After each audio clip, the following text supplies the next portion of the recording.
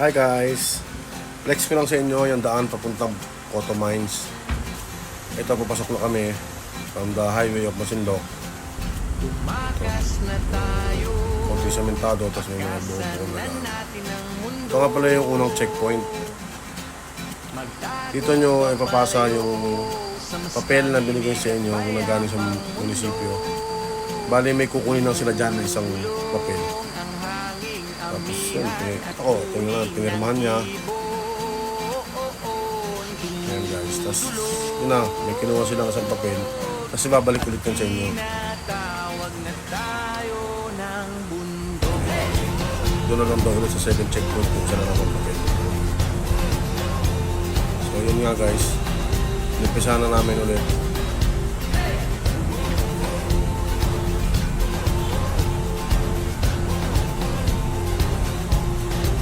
Kung mapapansin nyo, yan, maputik ngayon kasi pupunta kami, tagulan na eh. Kaya yan, ang daan ng mga putik, tas mga bato-bato. Ito naman yung rough road na nakaalsa talaga yung mga bato. Dito, tapos yan, may konting semento. Actually guys, yung semento nyo, putol-putol lang. Tapos ang semento, rough road na naman to. Tapos may mga ano sa gitna butas kasi inatag na napunta kami. Ayun o, hirap ang daan dyan guys, pero kaya nung kasama ko, sports bike yun, Ninja 4. Kaya naman, kaya siya o, kaya naman.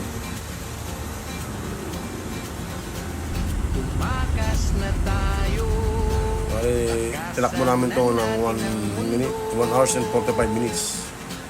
Magtago papalayo sa mas tahimik at payapang mundo. Bumubulong ang hanging amihan at huni ng iyo. Mapapansin nyo yung mga tubig sa gitna. Kasi kakaulan lang daw kagabi. Pero accessible pa rin, kaya pa rin ng mga motor. Ito, may nadaanan pa kami dito, isang tropa ng mga motor na papahinga, mga pagod ka raw. Mga small cc lang yun guys. Yung may click pang kasama sila, kita na. Pero kaya nila. Dito sa ano, nangangawit na ako dyan. Pero mag-enjoy ka naman sa dinadaanan ng view. Napakaganda ng nadaan na view. Ito na yung second checkpoint guys.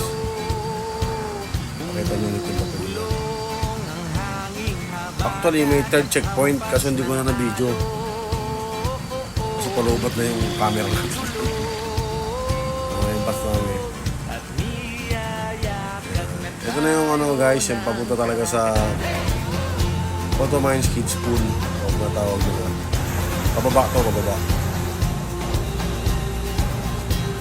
Dito medyo mahirapan ng van, kung van ang dala nyo. Kasi medyo alsa-alsa yung bato dito eh.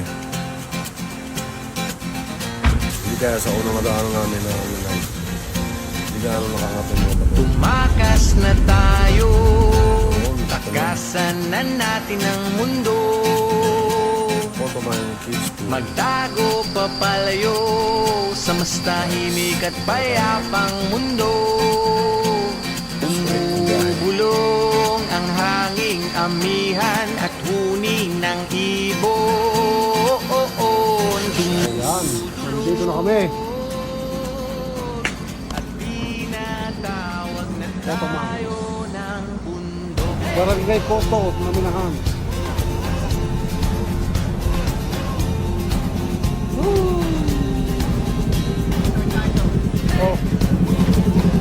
Wala namang kalabak-labak. Alam, mabalik pa ako dito. Yan po ang sasabi ha, malubak dito guys. Ninja 4 po yan o. Kaya nga Ninja 4, ang gusto nyo sasabi ng driver, walang lubak. Palayo sa maraming tao.